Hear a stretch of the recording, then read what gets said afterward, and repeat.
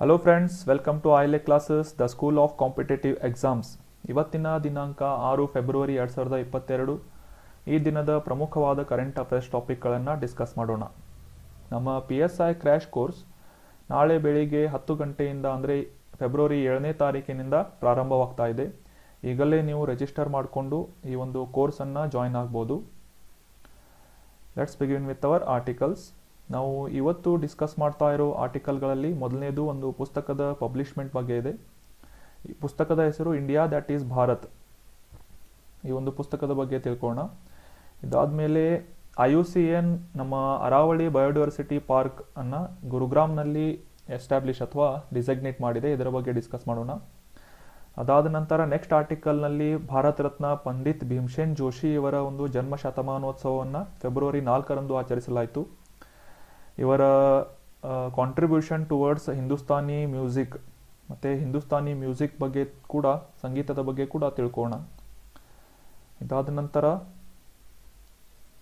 Super computer ಪರಂ ಪ್ರವೇಗ, ಇದರ ಬಗ್ಗೆ ಕೂಡ ಡಿಸ್ಕಸ್ ಮಾಡೋಣ. ನೆಕ್ಸ್ಟ್ ಆರ್ಟಿಕಲ್ ಚಂದ್ರಯಾನ 3, ಈ ಒಂದು ಪ್ರಾಜೆಕ್ಟ್ ಬಗ್ಗೆ ಕೂಡ ಡಿಸ್ಕಸ್ ಮಾಡೋಣ. So let's begin with our first article, India that is Bharat, coloniality, civilisation, constitution. ಈ ಒಂದು ಪುಸ್ತಕವನ್ನು ಜೆ ಸಾಯಿ ದೀಪಕ್ ಅವರು ಪಬ್ಲಿಷ್ ಮಾಡಿದ್ದಾರೆ. ಈ ಒಂದು ಪುಸ್ತಕದ ಆಥರ್ ಜೆ ಸಾಯಿ ದೀಪಕ್ ಅವರು. ಇವರು ಸುಪ್ರೀಂ ಕೋರ್ಟ್ನ ಅಡ್ವೊಕೇಟ್ ಆಗಿ ಕೆಲಸ ಮಾಡುತ್ತಾರೆ. ಇದರ publisher Bloomsbury India. The first part was released. ಈ ಒಂದು ಪುಸ್ತಕದ ಮೊದಲನೇ ಪಾರ್ಟನ್ನು 15 ಆಗಸ್ಟ್ 2021ರಲ್ಲಿ ರಿಲೀಸ್ ಮಾಡಲಾಗಿತ್ತು.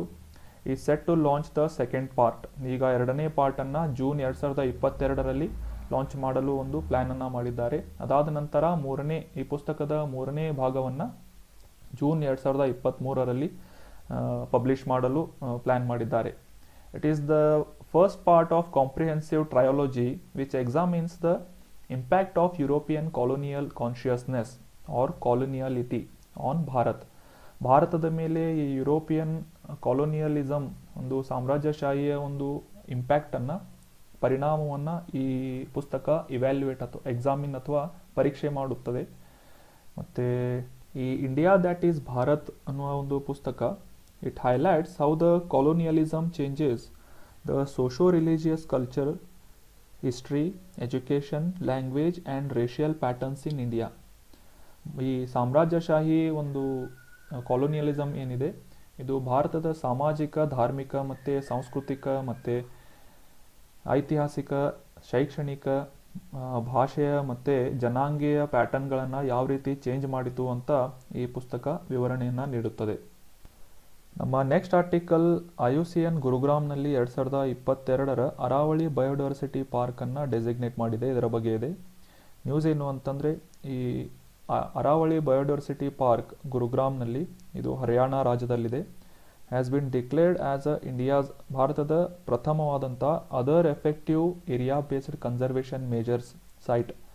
ಈ ಒಂದು OECM ಸೈಟ್ನಲ್ಲಿ ಇದು ಭಾರತದಲ್ಲಿ ಮೊದಲ ಒಂದು ಸೈಟ್ ಆಗಿದೆ. ಇದರ ಒಂದು ಡೆಸಿಗ್ನೇಟ್ ಮಾಡಿರುವ ಲೊಕೇಶನ್ ಗುರುಗ್ರಾಮ್, ಹರಿಯಾಣದಲ್ಲಿದೆ. This was informed by the Union Ministry of Environment, Forest and Climate Change on the occasion of World Wetlands Day. ಈ ವಿಶ್ವ ಜೌಗು ದಿನದ ಆಚರಣೆಯ ದಿವಸದಂದು union ministry of environment, forest and climate change ಇವರು ಈ ಒಂದು ನ್ಯೂಸನ್ನು ಅನೌನ್ಸ್ ಮಾಡಿದ್ದಾರೆ. ದ IUCN ಅಂದರೆ ಇದರ full form international union for conservation of nature gives OECM tag to those areas that are not protected but support rich biodiversity. ಇವು ಸಂರಕ್ಷಿತವಾದಂತಹ ಪ್ರದೇಶ ಅಲ್ಲದೆ ಹೋದರೂ ಇವುಗಳನ್ನು ಒಂದು ಜೀವ ವೈವಿಧ್ಯ ಇರುವ ಒಂದು ಪ್ರದೇಶವಾಗಿ ಕ್ಯಾಟಗರೈಸ್ ಮಾಡಿ ಈ IUCNನಿಂದ ಈ OECM ಟ್ಯಾಗನ್ನು ನೀಡಲಾಗುತ್ತೆ. OECM ಅಂದರೆ ಫುಲ್ ಫಾರ್ಮ್ ಆಗಲಿ ಡಿಸ್ಕಸ್ ಮಾಡಿದ ಹಾಗೆ other effective area based conservation major site. The tag designates the area as biodiversity hotspot on the international map. ಈ ಒಂದು ಪ್ರದೇಶವನ್ನು ಅಂತಾರಾಷ್ಟ್ರೀಯ ಒಂದು ಮ್ಯಾಪ್ನಲ್ಲಿ ಬಯೋಡೈವರ್ಸಿಟಿ, ಜೀವ ವೈವಿಧ್ಯದ ಹಾಟ್ಸ್ಪಾಟ್ ಅಂತ ಗುರುತಿಸಲು ಸಹಾಯ ಮಾಡುತ್ತದೆ. ಇನ್ನು ಈ OECM ಬಗ್ಗೆ ತಿಳ್ಕೊಳ್ಳೋದಾದರೆ, ಈ ಅರಣ್ಯಗಳನ್ನು ಹೊರತುಪಡಿಸಿ ನಿರ್ದಿಷ್ಟವಾದಂಥ ಪ್ರದೇಶವನ್ನು ಗುರುತಿಸಿ ಅಲ್ಲಿ ಈ ಜೀವ ವೈವಿಧ್ಯದ ಸಂರಕ್ಷಣೆಯನ್ನು ಮಾಡಿ ಸಾಕಷ್ಟು ಅರಣ್ಯ ಅಥವಾ ಸಸ್ಯಗಳ ಪ್ರಭೇದಗಳನ್ನು ಬೆಳೆಸಿ ಆ ಒಂದು ಪ್ರದೇಶಗಳನ್ನು OECM ಲಿಸ್ಟ್ನಲ್ಲಿ ಆ್ಯಡ್ ಮಾಡಲಾಗುತ್ತೆ. ಇನ್ನು ಈ ನಿರ್ದಿಷ್ಟವಾಗಿ ಗುರುಗ್ರಾಮ್ ಪ್ರದೇಶದ ಬಗ್ಗೆ ತಿಳ್ಕೊಳ್ಳೋದಾದರೆ, ಇದು ಒಂದು ಸಮಯದಲ್ಲಿ ಅಬ್ಯಾಂಡನ್ ಮಾಡಿದಂತಹ ಒಂದು ಗಣಿಯನ್ನು ತೋಡಿದಂತಹ ಪ್ರದೇಶವಾಗಿತ್ತು. ಅದನ್ನು ಈಗ 10 ವರ್ಷಗಳ ಸಮಯದಲ್ಲಿ ಹಚ್ಚ ಹಸಿರಿನ ಒಂದು ಗ್ರೀನ್ ಫಾರೆಸ್ಟ್ ಅನ್ನಾಗಿ ಕನ್ವರ್ಟ್ ಮಾಡಿ ಸುಮಾರು 400 ಪ್ರಭೇದಗಳ ಒಂದು ಸಸ್ಯಗಳನ್ನು ಆ ಒಂದು ಪ್ರದೇಶದಲ್ಲಿ ಬೆಳೆಸಲಾಗಿದೆ. ಸೊ ರೀಸೆಂಟ್ಲಿ ನೆನ್ಪಿಟ್ಕೊಳ್ಳಿ, IUCN ಈ ಗುರುಗ್ರಾಮ್ನ ಹರಿಯಾಣದಲ್ಲಿರುವ ಗುರುಗ್ರಾಮನ್ನು 2022 ಅರಾವಳಿ ಬಯೋಡೈವರ್ಸಿಟಿ ಪಾರ್ಕ್ ಅಂತ IUCN ಡೆಸಿಗ್ನೇಟ್ ಮಾಡಿದೆ. ನಮ್ಮ ನೆಕ್ಸ್ಟ್ ಆರ್ಟಿಕಲ್ ಭಾರತ ರತ್ನ ಪಂಡಿತ್ ಭೀಮಸೇನ್ ಜೋಶಿ ಇವರ ಒಂದು ಜನ್ಮ ಶತಮಾನೋತ್ಸವವನ್ನು ಆಚರಿಸಿದ ಬಗ್ಗೆ ನ್ಯೂಸ್ ಇದೆ. 4ನೇ ಫೆಬ್ರವರಿಯಂದು ಪಂಡಿತ್ ಭೀಮಸೇನ್ ಜೋಶಿ ಅವರ ಜನ್ಮ ಶತಮಾನೋತ್ಸವವನ್ನು ಆಚರಿಸಲಾಯಿತು. ಇನ್ನು ಈ ಪಂಡಿತ್ ಭೀಮಸೇನ್ ಜೋಶಿ ಅವರ ಬಗ್ಗೆ ತಿಳ್ಕೊಳ್ಳೋದಾದರೆ, he was born on February 4th, 1922 in Gadag district of ಕರ್ನಾಟಕದ ಗದಗ್ ಜಿಲ್ಲೆಯಲ್ಲಿ ಇವರು 4 February 2022ರಂದು ಜನಿಸ್ತಾರೆ. His powerful voice, amazing breath control, fine music sensibility and unwavering grasp of the fundamentals made him supreme Hindustani vocalist. ಇವರು ಹಿಂದೂಸ್ತಾನಿ ಗಾಯಕರಾಗಿದ್ದು, ಇವರ ಒಂದು ವಿಶೇಷವಾದಂತಹ breath control ability, music sensibility ಮತ್ತು ಇವರ ಒಂದು ಮೂಲಭೂತ ಸಂಗೀತದ ನಾಲೆಜ್ ಏನಿತ್ತು, ಇದು ಯಾವುದೇ ರೀತಿಯಿಂದ ಬೇರೆಯವರಿಗೆ ಕಂಪೇರ್ ಮಾಡಲಾಗದಷ್ಟು ಪ್ರಬುದ್ಧವಾಗಿತ್ತು. ಇನ್ನು ಇವರ ಮ್ಯೂಸಿಕಲ್ ಕರಿಯರ್ ಬಗ್ಗೆ ತಿಳ್ಕೊಳ್ಳೋದಾದರೆ, he became the most popular artist of Kirana Gharana because he combines melody with virtuosity. ಈ ಮೆಲೋಡಿ ಮತ್ತು ವರ್ಚುಯಾಸಿಟಿಗಳ ಕಾಂಬಿನೇಷನ್ನಿಂದ ಇವರು ಕಿರಾನಾ ಘರಾನ್ನಲ್ಲಿ ಒಂದು ಪಾಪ್ಯುಲರ್ ಆದಂತಹ ಸಂಗೀತ ಗಾಯಕರಾಗಿದ್ದರು. His teacher Sawai Gandharva's teacher Abdul Karim Khan was a pioneer and the founder of Kirana Gharana. ಈ ಹಿಂದೂಸ್ತಾನಿ ಘರಾನಾದಲ್ಲಿ ಕಿರಾನಾ ಘರಾನಾ ಒಂದು ವಿಶೇಷವಾದಂತಹ ಹೆಸರುವಾಸಿಯಾದಂತಹ ಘರಾನಾ ಆಗಿದೆ. ಇದರ ಒಂದು ಸ್ಥಾಪನೆ ಮಾಡಿದವರು ಅಬ್ದುಲ್ ಕರೀಂ ಖಾನ್. ಇವರು ಭೀಮಸೇನ್ ಜೋಶಿ ಅವರ ಗುರುಗಳಾದಂತಹ ಸವಾಯಿ ಗಂಧರ್ವ ಇವರ ಗುರುಗಳಾಗಿದ್ದರು. Kirana Gharana got its name from small town called Kirana in Uttar ಪ್ರದೇಶದಲ್ಲಿಯ ಕಿರಾನಾ ಅನ್ನುವ ಒಂದು ಸಣ್ಣ ಊರಿನ ಹೆಸರಿನಿಂದ ಈ ಕಿರಾನಾ ಘರಾನಾ ಅಂತ ಹೆಸರು ಬಂದಿದೆ. It was founded by Ustad Abdul Karim Khan. ಆಗಲೇ ತಿಳಿಸಿದ ಹಾಗೆ ಸವಾಯಿ ಗಂಧರ್ವರ ಟೀಚರ್ ಆದಂತಹ ಅಬ್ದುಲ್ ಕರೀಂ ಖಾನ್ ಇವರು ಈ ಒಂದು ಕಿರಾನಾ ಘರಾನದ ಸ್ಥಾಪನೆಯನ್ನು ಮಾಡಿದ್ದರು. The Kirana Gharana laid emphasis on melody rather than ರಿದಮ್ಗಳ ಒಂದು ಅಲ್ಲದೆ ಈ ಮೆಲೋಡಿ ಮೇಲೆ ಜಾಸ್ತಿ ಫೋಕಸನ್ನು ಮಾಡಿ ಈ ಹಿಂದೂಸ್ತಾನಿ ಮ್ಯೂಸಿಕ್ಕನ್ನು ಈ ಕಿರಾನಾ ಘರಾನಾದಲ್ಲಿ ಪ್ರಾಕ್ಟೀಸ್ ಮಾಡಲಾಗುತ್ತೆ. ಫೇಮಸ್ ರಾಗಾಸ್, ಈ ಕಿರಾನಾ ಘರಾನದಲ್ಲಿಯ ಹಿಂದೂಸ್ತಾನಿ ಸಂಗೀತದ ಫೇಮಸ್ ಆದಂತಹ ರಾಗಗಳು ಅಂದರೆ ಶುದ್ಧ ಕಲ್ಯಾಣ, ಮಿಯಾಕಿ ತೋಡಿ, ಪುರಿಯಾ ಧನಶ್ರೀ, ಮುಲ್ತಾನಿ ಭೀಂಪಾಲಸಿ, ದರ್ಬಾರಿ, ಮಲ್ಕಾನ್ಸ್, ಯಮನ್, ಅಸಾವರಿ ತೋಡಿ, ಮಿಯಾಕಿ ಮಲ್ಹಾರ್ ಆ್ಯಂಡ್ ಅದರ್ಸ್. ಇವು ಈ ಕಿರಾನಾ ಘರಾನದ ಸಂಗೀತದಲ್ಲಿ ಪ್ರಮುಖವಾದಂತಹ ರಾಗಗಳು. ಸೊ ನೆನ್ಪಿಟ್ಕೊಳ್ಳಿ, ಎಕ್ಸಾಮ್ನಲ್ಲಿ ಕ್ವಶನ್ ಕೇಳ್ಬೋದು. ಭೀಮಸೇನ್ ಜೋಶಿ ಅವರ ಈ ಸಂಗೀತದ ಪ್ರಾವೀಣ್ಯತೆಯ ಬಗ್ಗೆ ತಿಳಿದುಕೊಳ್ಳಲು ಸಾಕಷ್ಟು ಮೂವಿಗಳ ಒಂದು ಸಾಂಗ್ಗಳಲ್ಲಿ ನಾವು ಇವರ ಒಂದು ಮೆಲೋಡಿಯಸ್ ಸಾಂಗನ್ನು ಕೇಳಬಹುದು. ಈ ಬಸಂತ ಬಹಾರ್ 1956ರಲ್ಲಿ ರಿಲೀಸ್ ಆದ ಈ ಚಲನಚಿತ್ರದಲ್ಲಿ ಮತ್ತೊಬ್ಬ ಸಂಗೀತಕಾರ ಮನ್ನಾಡೆ ಅವರೊಂದಿಗೆ ಖೇತ್ ಕಿ ಗುಲಾಬ್ ಜೂಹಿ ಅನ್ನುವ ಸಂಗೀತದಲ್ಲಿ ಹಾಡಿನಲ್ಲಿ ಇವರು ಕಂಠದಾನ ಮಾಡಿದ್ದಾರೆ. ಮತ್ತು ರಘುಬರ್ ತುಮ್ಕೋ ಮೇರಿ ಲಾಜ್ ಈ ಒಂದು ಸಾಂಗನ್ನು, ಮತ್ತು ಟುಮಕ್ ಟುಮಕ್ ಪಗ್ ಧುಮಕ್ ಕುಂಜ್ ಮಧು ಫಾರ್ ಅಮೂಲ್ ಪಾಲೇಕರ್ಸ್ ಆಂಖೆ ಅನ್ನುವ ಪಿಕ್ಚರ್ನಲ್ಲಿ ಈ 2 ಸಾಂಗ್ಗಳನ್ನು ಹಾಡಿದ್ದಾರೆ. ಈ ಒಂದು national award for playback singing for the film. ಈ ಒಂದು ಅಮೂಲ್ ಪಾಲೇಕರ್ ಅವರ ನಟನೆಯಲ್ಲಿ ನಡೆದಂತಹ ಚಲನಚಿತ್ರ ಆಂಖಿ ಅನ್ನುವ ಒಂದು ಚಿತ್ರಕ್ಕೆ ಇವರ ಪ್ಲೇಬ್ಯಾಕ್ ಸಿಂಗಿಂಗ್ಗೆ ಪಂಡಿತ್ ಭೀಮಸೇನ್ ಜೋಶಿ ಅವರಿಗೆ ರಾಷ್ಟ್ರೀಯ ಪುರಸ್ಕಾರ ಕೂಡ ದೊರೆತಿತ್ತು. He also composed songs for a number of Marathi plays during the 1960s and gained much popularity for devotional songs composed by him during 1970s. 1960 ಮತ್ತು 70ರ ದಶಕಗಳಲ್ಲಿ ಮರಾಠಿ ಸಂಗೀತದಲ್ಲೂ ಕೂಡ ಭೀಮಸೇನ್ ಜೋಶಿ ಅವರು ತಮ್ಮ ಸಂಗೀತವನ್ನು ನೀಡಿದ್ದಾರೆ. ಸಾಕಷ್ಟು ಭಕ್ತಿಗೀತೆಗಳಲ್ಲಿ ಕೂಡ ಇವರು ಹಾಡಿ ಪಾಪ್ಯುಲಾರಿಟಿಯನ್ನು ಸಂಪಾದನೆ ಮಾಡಿದ್ದಾರೆ. His most popular rendition to date, however, is the song on Doordarshan from the 80s. 1980ರ ದಶಕದಲ್ಲಿ ಪಾಪ್ಯುಲರ್ ಆದಂತಹ ದೂರದರ್ಶನ ಒಂದು ಚಾನೆಲ್ನಲ್ಲಿ ಬರ್ತಾ ಇದ್ದ ಮಿಲೆ ಸುರುತ್ ಮೇರಾ ತುಮ್ಹಾರ ಅನ್ನುವ ಸಾಂಗ್ ಇವರನ್ನು ಸಾಕಷ್ಟು ಪಾಪ್ಯುಲಾರಿಟಿಗೆ ಕೊಂಡೊಯ್ಯಿತು. ಇನ್ನು ಈ ಒಂದು ಭೀಮಸೇನ್ ಜೋಶಿ ಅವರು ಸಾಕಷ್ಟು ರಾಷ್ಟ್ರೀಯ ಪುರಸ್ಕಾರಗಳನ್ನು ಪಡೆದಿದ್ದಾರೆ. ಅದರಲ್ಲಿ ಮುಖ್ಯವಾಗಿ Padmashri in 1972, Sangeet Natak Akademi award for Hindustani vocal music in 1975, ಇವರಿಗೆ ಪದ್ಮಭೂಷಣ ಅವಾರ್ಡನ್ನು 1985ರಲ್ಲಿ ಕೊಡಲಾಯಿತು.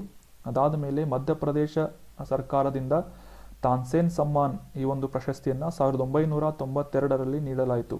ಇದಾದ ನಂತರ 2008ರಲ್ಲಿ ಭಾರತದ ಉತ್ಕೃಷ್ಟ ನಾಗರಿಕ ಪ್ರಶಸ್ತಿಯಾದಂತಹ ಭಾರತ ರತ್ನವನ್ನು ಕೂಡ ನೀಡಲಾಯಿತು. ಅದಾದ ನಂತರ 24 ಜನವರಿ 2011ರಲ್ಲಿ ಇವರು ತೀರಿಕೊಂಡರು. ಹಿಂದೂಸ್ತಾನಿ ಮ್ಯೂಸಿಕ್ ಬಗ್ಗೆ ತಿಳ್ಕೊಳ್ಳೋದಾದರೆ, Hindustani classical music is the classical music of northern region of the Indian subcontinent. ಭಾರತದ ಉತ್ತರ ಭಾಗದಲ್ಲಿ ಈ ಹಿಂದೂಸ್ತಾನಿ ಕ್ಲಾಸಿಕಲ್ ಮ್ಯೂಸಿಕ್ ಏನಿದೆ ಸಾಕಷ್ಟು ಪಾಪ್ಯುಲಾರಿಟಿಯನ್ನು ಅಥವಾ ಅದರ ಒರಿಜಿನನ್ನು ಹೊಂದಿದೆ. It may also called north Indian classical music. ಇದನ್ನು ಉತ್ತರ ಭಾರತದ ಕ್ಲಾಸಿಕಲ್ ಮ್ಯೂಸಿಕ್ ಅಂತ, ಶಾಸ್ತ್ರೀಯ ಸಂಗೀತ ಅಂತ ಕೂಡ ಕರೆಯಬಹುದು, ಅಥವಾ ಹಿಂದೂಸ್ತಾನಿ ಶಾಸ್ತ್ರೀಯ ಸಂಗೀತ ಅಂತ ಕರೀತಾರೆ. The other school of Indian classical music which is Carnatic music which is practised mainly in southern India. ದಕ್ಷಿಣ ಭಾರತದಲ್ಲಿ ಈ ಕರ್ನಾಟಿಕ್ ಮ್ಯೂಸಿಕ್ ಯಾವ ರೀತಿ ಪಾಪ್ಯುಲರ್ ಆಗಿದೆ, ಪ್ರಾಕ್ಟೀಸ್ ಮಾಡಲಾಗುತ್ತೆ, ಅದೇ ರೀತಿ ಹಿಂದೂಸ್ತಾನಿ ಶಾಸ್ತ್ರೀಯ ಸಂಗೀತವನ್ನು ಉತ್ತರ ಭಾರತದಲ್ಲಿ ಪಾಪ್ಯುಲರ್ ಆಗಿ ಪ್ರಾಕ್ಟೀಸ್ ಮಾಡಲಾಗುತ್ತೆ. The historical roots of both the music types belong to the Bharata's Natyashastra. ಈ ಹಿಂದೂಸ್ತಾನಿ ಮತ್ತು ಕರ್ನಾಟಿಕ್ ಮ್ಯೂಸಿಕ್ ಏನಿದ್ದಾವೆ ಇವುಗಳ ಮೂಲ ಒಂದೇ ಆಗಿದ್ದು ಭರತನಾಟ್ಯಶಾಸ್ತ್ರ. ಇದರಲ್ಲಿ ಈ ಎರಡೂ ಮ್ಯೂಸಿಕ್ಗಳ ಒಂದು ಬೇರುಗಳನ್ನು ನಾವು ಹುಡುಕಬಹುದಾಗಿದೆ. ಇನ್ನು ಫೇಮಸ್ ಆದಂತಹ ಘರಾನಾಗಳು ಈ ಹಿಂದೂಸ್ತಾನಿ ಮ್ಯೂಸಿಕ್ನಲ್ಲಿ ಅಂದರೆ ಗ್ವಾಲಿಯರ್ ಘರಾನ, ಆಗ್ರಾ ಘರಾನ, ಕಿರಾಣಾ ಘರಾನ, ಬೆಂಡಿ ಬಜಾರ್ ಘರಾನ, ಜೈಪುರ್ ಅತ್ರೌಲಿ ಘರಾನ ಇವು ಮುಖ್ಯವಾದಂತಹ ಫೇಮಸ್ ಆದಂತಹ ಘರಾನಗಳು. ಇದರಲ್ಲಿ ಪಂಡಿತ್ ಭೀಮಸೇನ್ ಜೋಶಿ ಅವರು ಕಿರಾಣಾ ಘರಾನಾದ ಒಬ್ಬ ಪಾಪ್ಯುಲರ್ ಆದಂತಹ ಗಾಯಕರಾಗಿದ್ದಾರೆ. So that was all about Hindustani music and Shri Pandit Bhimsen Joshi. So let's move towards next article. ಒಂದು ಸೂಪರ್ ಕಂಪ್ಯೂಟರ್ ಬಗ್ಗೆ ನೆಕ್ಸ್ಟ್ ಆರ್ಟಿಕಲ್ ಇದೆ. ಅದರ ಹೆಸರು ಪರಂ ಪ್ರವೇಗ ಅಂತ. ನ್ಯೂಸ್ ಏನು ಅಂತಂದರೆ, ಇಂಡಿಯನ್ ಇನ್ಸ್ಟಿಟ್ಯೂಟ್ ಆಫ್ ಸೈನ್ಸ್, ಬೆಂಗಳೂರಿನಲ್ಲಿರುವ Indian institute of science IISc ಇಂದ ಈ ಒಂದು ಪರಂ ಪ್ರವೇಗ ಅನ್ನುವ ಒಂದು ಸೂಪರ್ ಕಂಪ್ಯೂಟರನ್ನು ಇನ್ಸ್ಟಾಲ್ ಮಾಡಿ ಕಮಿಷನ್ ಮಾಡಲಾಗಿದೆ. ಇನ್ನು ಇದರ ಮುಖ್ಯವಾದ ಹೈಲೈಟಿಂಗ್ಗಳನ್ನು ನೋಡಬೇಕು ಅಂತಂದರೆ, it is one of the most powerful super computers in India and the largest in Indian academic institution under the national supercomputing mission. ಈ NSM ಅಥವಾ ನ್ಯಾಷನಲ್ ಸೂಪರ್ ಕಂಪ್ಯೂಟಿಂಗ್ ಮಿಷನ್ ಅಂತ ಗೌರ್ಮೆಂಟ್ನಿಂದ ಲಾಂಚ್ ಮಾಡಲಾಗಿತ್ತು. ಅದರ ಅಡಿಯಲ್ಲಿ ಈ ರೀತಿಯ ಪರಂ ಪ್ರವೇಗ ಅನ್ನುವ ಒಂದು ಸೂಪರ್ ಕಂಪ್ಯೂಟರ್ ಏನಿದೆ ಅತ್ಯಂತ ಪವರ್ಫುಲ್ ಆದಂತಹ, ಅತ್ಯಂತ ಹೆಚ್ಚು ಕ್ಷಮತೆಯ ಹೊಂದಿರುವಂತಹ ಸೂಪರ್ ಕಂಪ್ಯೂಟರ್ ಆಗಿದ್ದು, ಈ ಯಾವುದೇ ಶಿಕ್ಷಣ ಒಂದು ಸಂಸ್ಥೆಯಲ್ಲಿ ಇರಬಹುದಾದಂತಹ ಅತ್ಯಂತ ದೊಡ್ಡದಾದಂತಹ ಕಂಪ್ಯೂಟರ್ ಇದಾಗಿದೆ. It has a super computing capacity of 3.3 ಪೆಟಾಫ್ಲಾಪ್ಸ್. ಅಂದರೆ 1015 ಆಪರೇಷನ್ ಪ್ರತಿ ಸೆಕೆಂಡಿಗೆ ಈ ಒಂದು ಕ್ಷಮತೆಯನ್ನು ಅಥವಾ ಸಾಮರ್ಥ್ಯವನ್ನು ಈ ಸೂಪರ್ ಕಂಪ್ಯೂಟರ್ ಕೆಪಾಸಿಟಿ ಹೊಂದಿದೆ. It has been designed by the Center for Development of Advanced Computing, CDAC ಅನ್ನುವ ಒಂದು ಸಂಸ್ಥೆಯಿಂದ ಇದನ್ನು ಡಿಸೈನ್ ಮಾಡಿ ಡೆವಲಪ್ ಮಾಡಲಾಗಿದೆ. Majority of components used to build this system have been manufactured and assembled within India. ಈ ಒಂದು super ಕಂಪ್ಯೂಟರ್ನಲ್ಲಿ ಬಳಸಲಾದಂತಹ ಸಾಕಷ್ಟು ಕಂಪೋನೆಂಟ್ಗಳನ್ನು ಭಾಗಗಳನ್ನು ಭಾರತದಲ್ಲಿ ಮ್ಯಾನುಫ್ಯಾಕ್ಚರ್ ಮಾಡಿ ಅಸೆಂಬಲ್ ಮಾಡಲಾಗಿದೆ. ಇನ್ನು ಈ ಪರಂ ಪ್ರವೇಗ ಅನ್ನುವ ಸೂಪರ್ ಕಂಪ್ಯೂಟರನ್ನು ಆಗಲೇ ತಿಳಿಸಿದ ಹಾಗೆ ನ್ಯಾಷನಲ್ ಸೂಪರ್ ಕಂಪ್ಯೂಟಿಂಗ್ ಮಿಷನ್ನ ಅಡಿಯಲ್ಲಿ ಡೆವಲಪ್ ಮಾಡಲಾಗಿದೆ ಅಂತ. ಸೊ ಈ NSM ಬಗ್ಗೆ ತಿಳ್ಕೊಳ್ಳೋದಾದರೆ, the mission was launched announced in 2015 2015ರಲ್ಲಿ ಈ ಒಂದು NSM ಮಿಷನ್ನ ಅನೌನ್ಸ್ ಮಾಡಲಾಗಿತ್ತು. ಅದಾದ ನಂತರ NSM envisaged setting up a network of 70 high performance computing facilities. 70 high performance ಅನ್ನು ಹೊಂದಿರುವಂತಹ ಕಂಪ್ಯೂಟರ್ ಫೆಸಿಲಿಟಿಗಳನ್ನು ಡೆವಲಪ್ ಮಾಡುವಂತಹ ಉದ್ದೇಶವನ್ನು ಈ NSM ಹೊಂದಿತ್ತು. with an aim to connect a national academic and R&D institution across India over 7 years period at an estimation cost of 4,500 crores. ಸುಮಾರು 4,500 ಕೋಟಿಗಳ ವೆಚ್ಚದಲ್ಲಿ 7 ವರ್ಷಗಳಲ್ಲಿ 70 high performance ಕಂಪ್ಯೂಟರ್ಗಳನ್ನು, ಅದರ ಒಂದು ನೆಟ್ವರ್ಕ್ಗಳನ್ನು ಈ ಶಿಕ್ಷಣದ ಸಂಸ್ಥೆಗಳು ಮತ್ತು ರಿಸರ್ಚ್ ಆ್ಯಂಡ್ ಡೆವಲಪ್ಮೆಂಟ್ ಮಾಡುವಂತಹ ಸಂಸ್ಥೆಗಳೊಂದಿಗೆ ಕನೆಕ್ಟ್ ಮಾಡುವ ಉದ್ದೇಶವನ್ನು ಈ ನ್ಯಾಷನಲ್ ಸೂಪರ್ ಕಂಪ್ಯೂಟಿಂಗ್ ಮಿಷನ್ ಹೊಂದಿದೆ. ಈ ಒಂದು NSMನ ಪೇರೆಂಟ್ ಬಾಡಿ ಅಂತಂದರೆ, ಮಾತೃ ಸಂಸ್ಥೆ ಅಂತಂದರೆ ministry of electronics and IT MIT ಅಂತ ಕೂಡ ಕರೀತಾರೆ, ಮತ್ತು department of science and technology.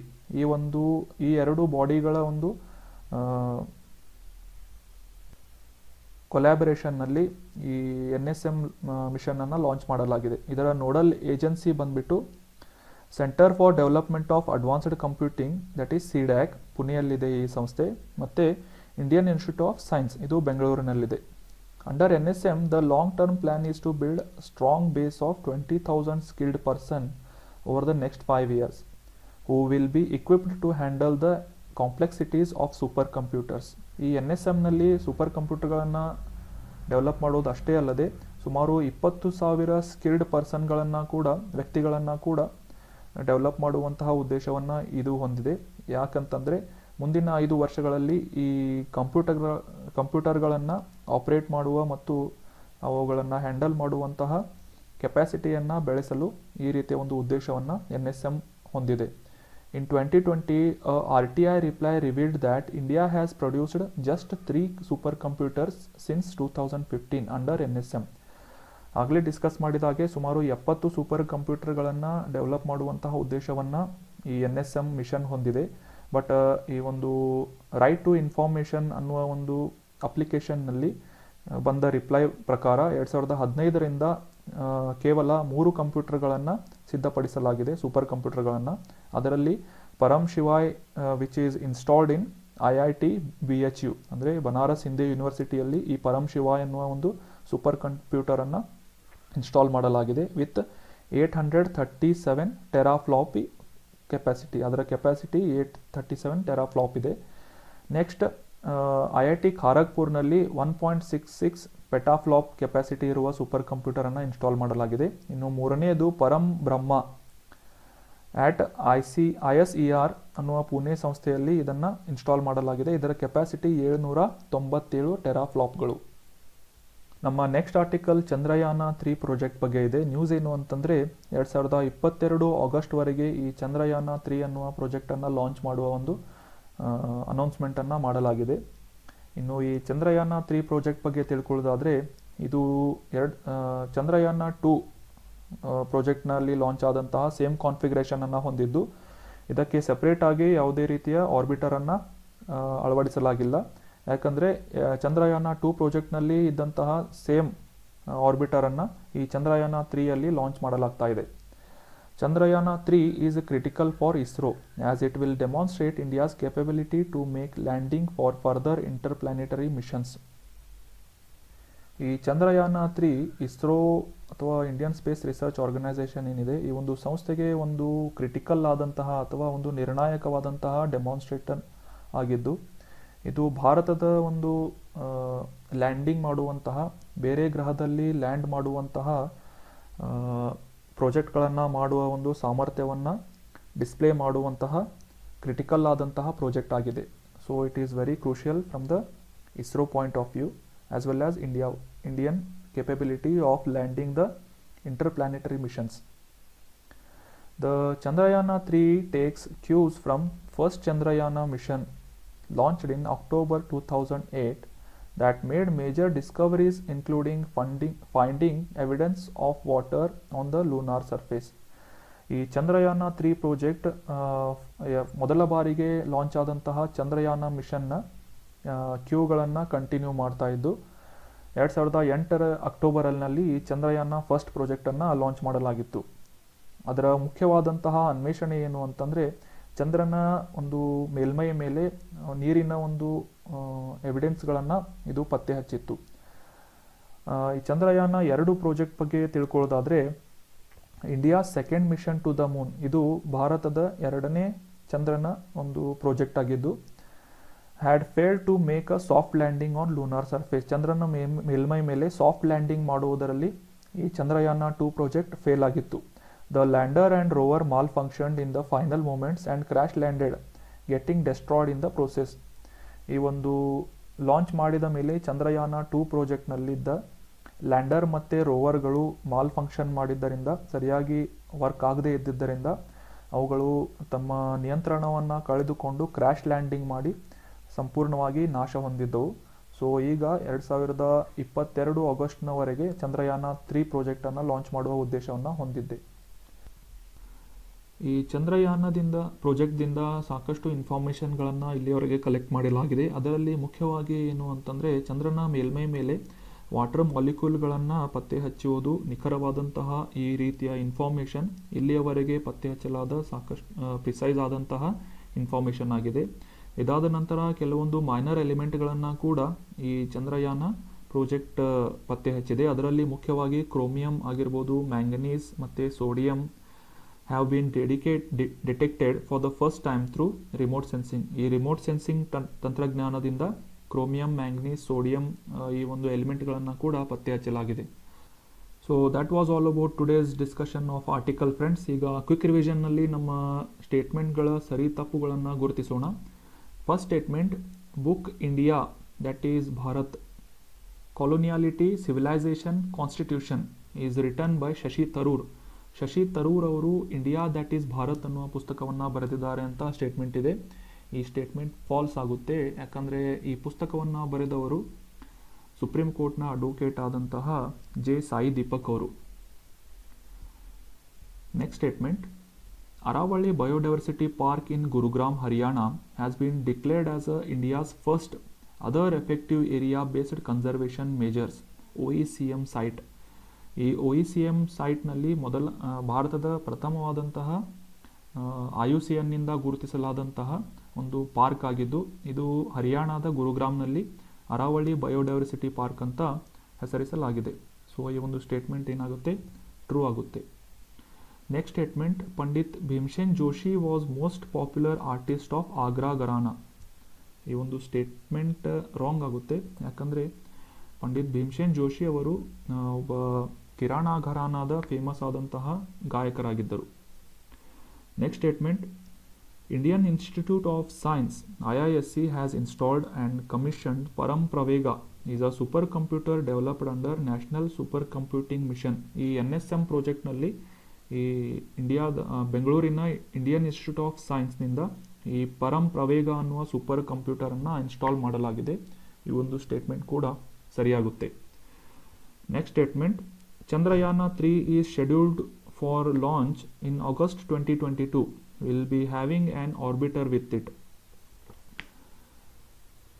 ಈ ಒಂದು ಸ್ಟೇಟ್ಮೆಂಟ್ ಕೂಡ ಟ್ರೂ ಆಗುತ್ತೆ, ಯಾಕಂದರೆ ಈ ಚಂದ್ರಯಾನ 3ಯಲ್ಲಿ ಸೆಪರೇಟಾಗಿ ಒಂದು ಆರ್ಬಿಟರ್ನ ಡೆವಲಪ್ ಮಾಡಲಾಗಿಲ್ಲ. ಚಂದ್ರಯಾನ 2 ಅನ್ನುವ ಪ್ರಾಜೆಕ್ಟ್ನಲ್ಲಿ ಆರ್ಬಿಟರ್ನ ಬಳಸಿದ್ದ ಸೇಮ್ ಕಾನ್ಫಿಗರೇಷನನ್ನು ಈ ಒಂದು ಚಂದ್ರಯಾನ 3ನಲ್ಲಿ ಬಳಸಲಾಗಿದೆ. So that was all about today's discussion friends. Thank you so much for joining the discussion. ಈ ಒಂದು ಆರ್ಟಿಕಲ್ಗಳ PDF ನಮ್ಮ ಟೆಲಿಗ್ರಾಮ್ ಚಾನಲ್ನಲ್ಲಿ ಅವೈಲೇಬಲ್ ಆಗಿರುತ್ತೆ, ನೀವು ಡೌನ್ಲೋಡ್ ಮಾಡಿಕೊಂಡು ರಿವೈಸ್ ಮಾಡ್ಬೋದು. Thank you so much and have a nice day.